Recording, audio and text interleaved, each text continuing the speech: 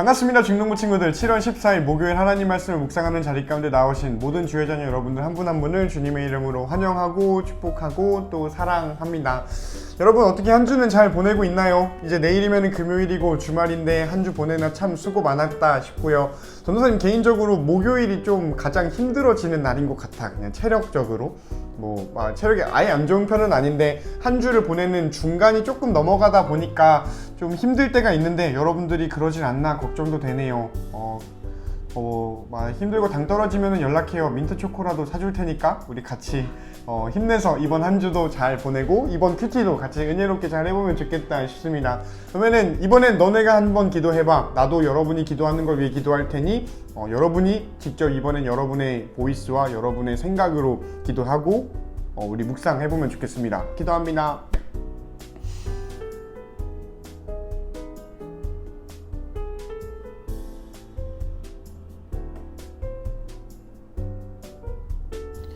예수님 이름으로 기도합니다. 아멘. 자, 오늘 우리가 함께 나눌 말씀은 히브리서 9장 11절로 22절 말씀입니다. 그러나 새 언약에 따르면 이라는 제목을 가지고 있네요. 우리 함께 읽어보자. 새 언약에 대한 이야기겠죠? 그러나 그리스도께서는 지금 우리가 가지고 있는 좋은 것들의 대제사장으로 오셨습니다. 왜 지난번 영상에서도 이야기를 했었는데 더 좋은 것을 예수님이 가져왔다. 예수님은 더 좋은 거다. 이런 이야기가 계속 나오는 게 히브리서의 특징입니다. 계속 읽어보자. 그는 더 크고 완전한 성막에 들어가셨습니다. 그거는 사람의 손으로 지은 게 아니고 이 세상에 속한 것도 아닙니다. 그리스도는 단 한 번 지성소로 들어가셨습니다. 그분은 염소나 송아지의 피가 아닌 자신의 피를 가지고 지성소로 들어가셔서 우리를 죄에서 완전히 자유롭게 해주셨습니다. 염소와 황소의 피와 암소의 죄를 부정한 사람에게 뿌리면 그 육체를 다시 깨끗하게 할 수 있습니다. 그렇다면 영원하신 성령을 통해 하나님께서 자기 자신을 완전한 제물로 드린 그리스도의 피는 어떻게 했습니까? 그의 피는 죽음에 이르게 하는 행동에서 우리의 마음을 깨끗하게 하고 살아계신 하나님을 섬기는데 부족함이 없도록 할 것입니다. 그러므로 그리스도께서 새 언약의 중보자가 되셨습니다. 이제 하나님께 부르심을 받은 자들은 하나님께서 약속하신 영원한 복을 받을 수 있게 되었습니다.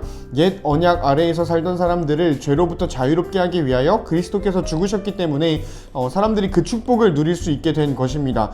유언이 효력을 나타내려면 그 유언을 쓴 사람이 죽었다는 사실이 증명되어야 합니다. 그 사람이 살아있는 한 유언은 아무 쓸모가 없습니다. 오직 죽은 후에만 쓸모가 있는 것입니다. 이처럼 옛 언약도 죽음을 나타내는 피 없이 세운 것이 아닙니다. 모세는 백성에게 율법에 적힌 모든 계명을 말해주었습니다. 그리고 송아지의 피를 물과 함께 섞은 다음 붉은 양털과 우슬초에 적셔서 율법책과 백성들에게 뿌렸습니다. 그리고 이것은 하나님께서 여러분에게 순종하라고 명령하신 언약의 피입니다 라고 말했습니다. 모세는 성막과 예배에 쓰이는 모든 물건에도 그런 방법으로 피를 뿌렸습니다. 율법은 거의 모든 것이 피로써 깨끗해지며 피 흘림이 없으면 죄의 용서도 없다고 말합니다. 아멘. 이런 내용이네요.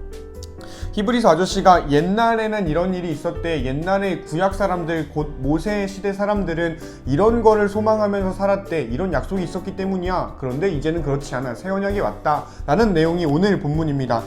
여기까지는 전도사님의 서머리였고요. 여러분이 다시 한번 읽어보면서 밑줄도 쳐보고 궁금한 게 있으면 물음표도 쳐보고 한번 다시 묵상해보면서 해보면 좋겠습니다. 시작.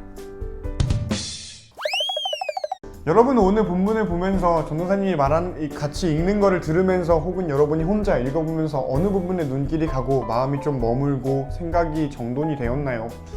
눈길을 끄는 구절들이 참 많았겠다 싶습니다. 근데 이게 그냥 눈길을 끈다 정도에서만 있는 게 아니라 하나님이 나에게 이런 말씀을 하고 싶어 하시는구나 라는 생각도 한번 해보면 좋겠다 라는 생각이 들어요. 나는 항상 여러분들이 그런 걸 경험하기를 기도하고 있답니다. 어쨌든 오늘 여러분은 어땠을지 모르겠다. 나는 좀 많았거든. 전도사님 개인적으로 히브리서를 어려워하면서도 되게 좋아하는 성경책 중에 하나예요. 히브리서가 신약의 레위기라는 별명도 있어요. 어쨌든 그렇습니다. 전도사님 이 부분에 되게 좀 그랬어.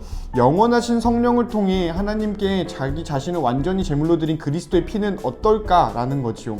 그 염소의 피조차도 사람의 죄를 이렇게 없앨 수 있는 능력이 있다라고 우리 유대인들은 믿어왔던 것처럼 왔었는데 하물며 염소와 소와 양의 피에도 그런 효력이 있다는데 예수님의 피는 하나님의 유일하신 아들이신 예수님의 피는 얼마나 능력이 있을까? 너의 죄는 이 예수 그리스도의 피, 어려운 말로 보혈이라고 하거든요. 이 홀리 블러드죠. 이 보혈이 너의 죄를 못 씻을까? 아니야, 씻을 수 있어 라고 말하는 게 오늘 이 장면이지요. 하나님을 섬기는데 부족함이 없는 그 새로운 언약의 중보자이신 예수님의 피가 너를 구원할 수 있어. 그러니 너는 이제 자유해. 죄로부터 너는 허덕일 필요가 없고 타인의 악함이 분명히 존재하고 우리는 언젠가 죽을 존재라는 사실이 분명하지만 그럼에도 우리는 보혈이 있는 한 예수님이 우리를 위해서 하신 일이 있으니 우리는 더 이상 죄에 허덕일 필요 없다. 죄에 매여있는 존재가 아니다 라는 것이 오늘 말씀이죠. 그래서 나는 이게 참 은혜라고 생각해. 왜 우리가 1월 달에 그런 이야기 했잖아요. 전도사님이 우리가 행복할 수 있을까? 라는 걸 이야기를 하면서 돈이 있으면 사랑을 받으면 꿈과 가치관이 있고 이걸 이루어가면 우리 행복하겠다 라는 이야기를 했었죠. 그리고 우리는 그거를 좀 맞는 말이다 라고 생각하면서 살지만 종종 그게 아니다 라는 거를 바라보게 될 때가 있습니다. 왜냐하면 타인의 악함이 분명히 존재하고 우리는 죽기 때문이죠. 이런 문제들이 현존하는 한 우리는 행복할 수 없는 삶을 살게 되는 것 같아. 그렇지 않나요? 물론 소확행을 누리면서 순간순간의 행복을 만나지만 나도 그러고 여러분도 아마 다 그럴 거예요. 순간순간의 행복이 있는 거를 우리가 부정하진 않지만 그 행복은 곧 사라져 버리잖아요. 그렇게 사라져 버리게 되는 이유는 죄와 죽음이 있기 때문인데 오늘 이 성경 말씀은 그 죄와 죽음이 우리에게 효력이 없다라는 이야기를 하죠.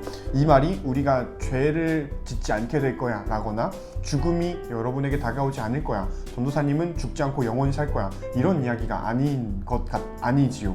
이런 이야기가 아니라 그 죽음이 우리를 붙잡고 있었을 때 우리가 바라볼 수 없고 누릴 수 없었던 것을 이제 예수님께서 우리가 누리게 해주셨어 라고 하는 거고, 전도사님 생각에 그건 하나님 나라라고 생각해요. 이거 참 추상적인 말이죠. 하나님 나라라고 하면은 여러 가지 이야기를 할 수 있겠는데 전도사님 이번 한 주 이 큐티를 준비하면서 생각한 하나님 나라를 소개하고 싶은 부분 중에 하나는 뭐냐면은 우리가 사랑하는 공동체가 되는 거야. 이 세상에는 사랑하는 게 참 어렵거든요. 나는 그래. 근데 MBTI 특일 수도 있어. 근데 이런 조건 저런 조건 다 따지면서 저 자식은 내가 사랑할 수가 없겠다 라는 판단을 우리는 종종 하면서 살지요. 저 사람이랑은 친해지는 게 참 어렵고 내가 사랑받기가 어렵다 라고 생각하고 따지고 하는 게 우리들이 살아가는 세상인데 하나님 나라는 그렇지가 않더랬습니다. 우리는 그냥 존재이기 때문에 내가 살아있다라는 이유 하나만으로 리스펙을 받고 존엄한 존재로 인정을 받고 사랑받고 배려받고 환대를 받고 친절을 베풀고 또 친절을 내가 받고, 이게 나는 하나님 나라. 이렇게 할 수 있었던 이유는 뭐냐면은 이제 우리에게 죄가 힘을 발휘할 수 없을 거거든. 왜냐하면 예수님이 우리를 위해서 그 보혈을 흘리셨다라고 하는 것이지요. 이게 말이 정말 어렵지. 나도 말하면서 아차 싶은 게 말이 좀 어려워지는 것 같다 싶습니다. 어쨌든 전도사님 이야기하고 싶은 거는 예수님을 통해서 우리는 이전엔 누릴 수 없었던 것들을 누릴 수 있겠다. 그리고 그 중에 하나 하나님 나라인데 그 하나님 나라, 우리가 서로 마음 놓고 사랑할 수 있는 그런 공동체가 되는 거, 나는 그게 교회라고 생각을 해요.